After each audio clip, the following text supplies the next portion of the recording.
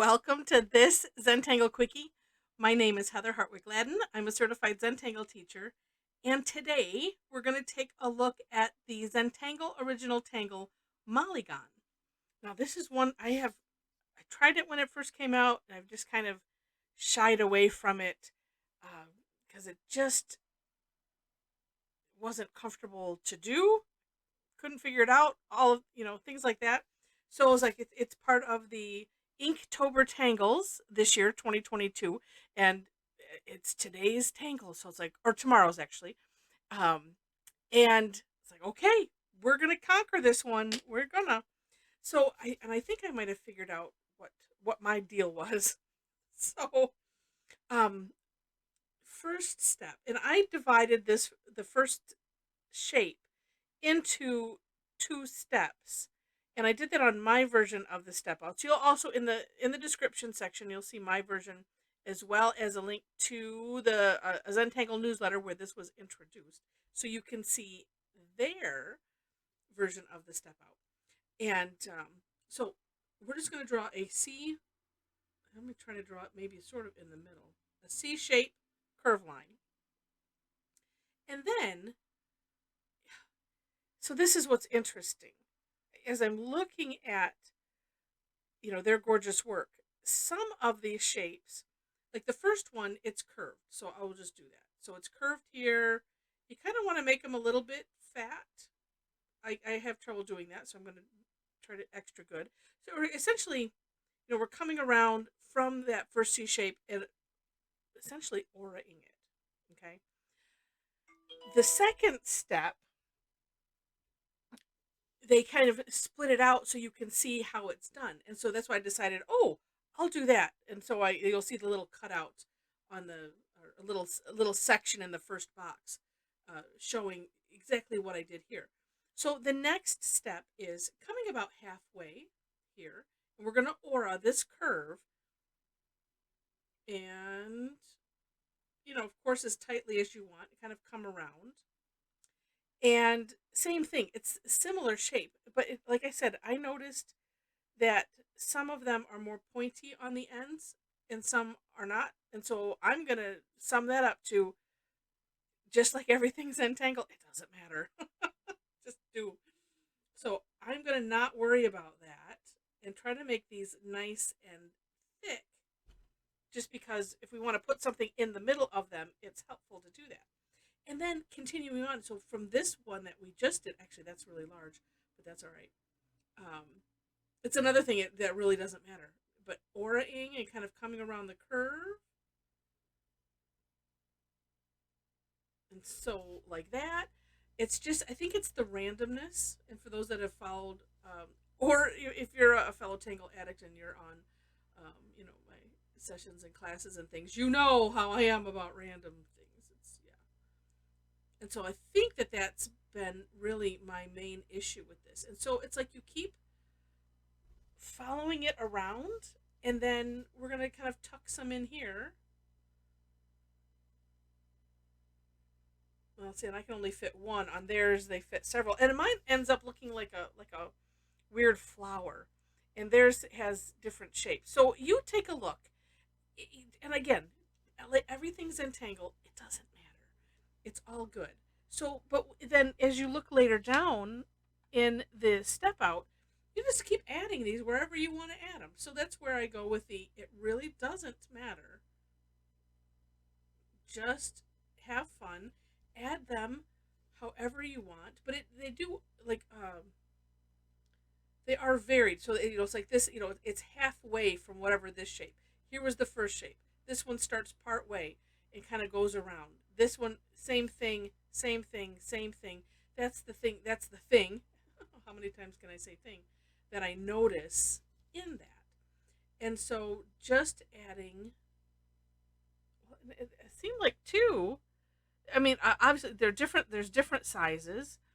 Um, Gosh, where did I see one? Maybe I'm probably mistaken. That was, a little bit different shape. I am more than likely mistaken. But so just have fun with it. And so this is something that you can fill an area with if you wish. and as I just started this one in that crevice, I'm thinking it's probably easier and safer to start, you know, pick pick one, go halfway, and then see where it takes you, type of thing. And let's just put one up. Well, put one up here for good measure. And same thing, I'm going to flip my tile this way just so. And you can have them dipping down into and stuff like that. So that is essentially it. And let me see, I believe I remember what the inspiration was, and you can read on the newsletter. Maybe somebody after the fact mentioned it kind of looks like celery if you were to cut celery. And anyway, so it's just neat. Then you can decorate these however you wish. And on the newsletter, they give you some ideas of how to do that. I'm going to do what they did in the step out, and that was to put in an aura inside, and then starting at the center, a nice orb, and then this one, I'm just gonna do like as if they're going behind. So I'm starting on the orb and drawing like a partial orb. Again, thinking halabau technique. And if you don't know what halabau is, that is the art of drawing behind. And it is a tangle as well, and you can look that up on my channel if you wish. And then we have that. And so it looks like, here's the center and the other ones are tucked behind. And we'll do that one more time, and then I can just finish this up on my own. Of course, shading. Well, I can just shade a couple of them, just so that way you'll see. But I want to do this one more time. Got a little close to the edge there. But again, depending on how big you do these, you can have a lot of fun. Putting another tangle in here, whatever. If you have a favorite fill in that you like to use, orbs is always good. And shading them. Actually, I'm gonna do what they did here. Because you could go two ways. One, you could just do the overall, but I'm going to do this. I'm just going to put some graphite in the center here, in the center of the orb section, and leaving the aura section alone. And we'll just bring this out towards the center, but not have it go into that center orb, and just building a nice gradient up to it. I don't see how neat that is. Yeah, super neat. But you can have all kinds of fun with it. One of those, you don't have to aura. There, you'll see one of the sample underneath, one of the first sample underneath. It looked like she maybe did straight lines, creating like a fan shape, and then did some rounding. Or you could just put in a flux shape. It ends up looking like that. Just really neat. Take a peek at that. Just that's why I label it for more inspiration, because that's exactly the aim. And they provide some gorgeous samples, so you have to take a look. Oh, one with printemps in. Oh, that's so neat. But yeah, so take a peek at that. Hope you enjoyed this. I'm gonna finish up as I'm doing the normal end spiel, and I hope you stay. But if not, I understand, because maybe you've listened to this 100 times and you already know what I'm going to say. But if you liked the video, would love to have you to click the like button. Feel free to share it, and then also comment. And if you like it enough, if you like me enough to see more, would love to have you be a subscriber to the channel.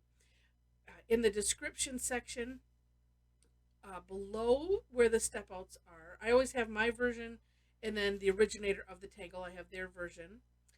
Below that, link to my website. So if you are interested in classes, know that I teach almost twice weekly. Just depends on the week. and a number of most of them are free, and then I do have some that are paid. I also have a membership club that is basically like an all access subscription type of thing. So come check us out for free if you've never attended one of my classes. I'm a little bit different, and that's fun because we like to have fun.